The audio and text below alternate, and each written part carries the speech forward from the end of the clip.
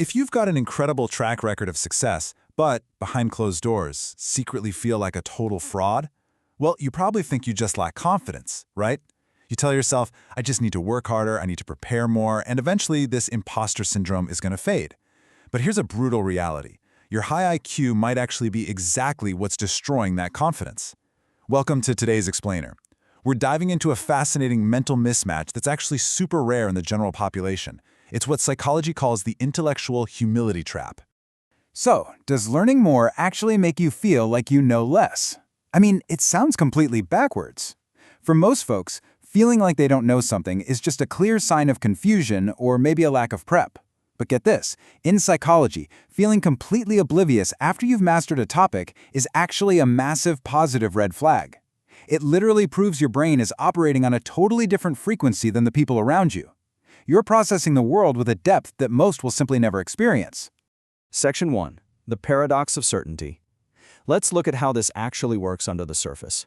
Now, you've likely heard of the Dunning-Kruger Effect, but the true paradox here is how it actively punishes highly capable minds. Think about it. The smarter you get, the wider your vision becomes, and suddenly the massive gaps in your knowledge start to really haunt you. Capable minds doubt their own genius precisely because they are finally smart enough to see what they don't know. They aren't blind to the unknown. No, they're acutely painfully aware of it. It's like turning on a stadium light and suddenly seeing all the shadows. Section 2. The Curiosity Gap. Let's talk about your mental workspace. Imagine a lower IQ mind looking at a problem. It's kind of like they're looking at a simple painting on an easel. It's bounded, it's clear, and they feel 100% confident because, well, that's literally all they see. But if you have high fluid intelligence, your brain doesn't see a flat canvas. It naturally projects this massive, complex, three-dimensional map. When you look at a situation, you see millions of intersecting, unmastered variables that everyone else in the room is just completely blind to.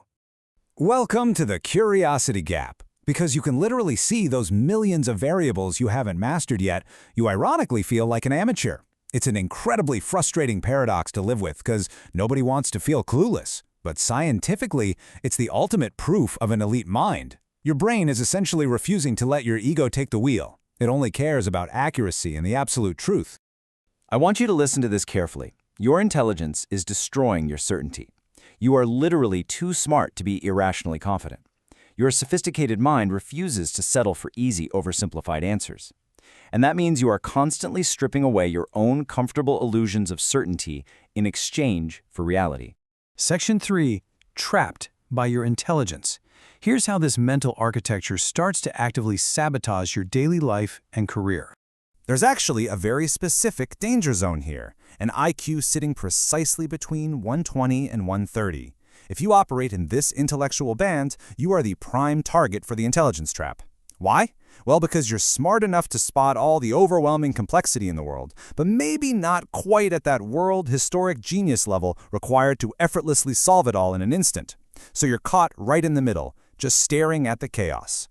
Because you operate at this level, you have the processing power to spot every single potential flaw in your own logic before you even open your mouth.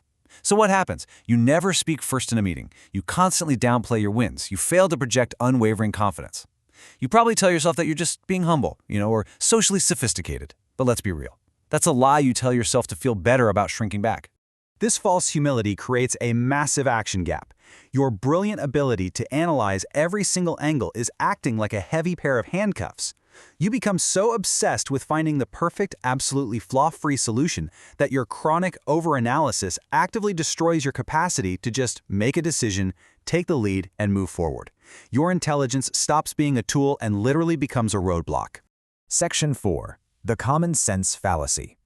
This is by far the rarest and honestly the most damaging symptom of the trap.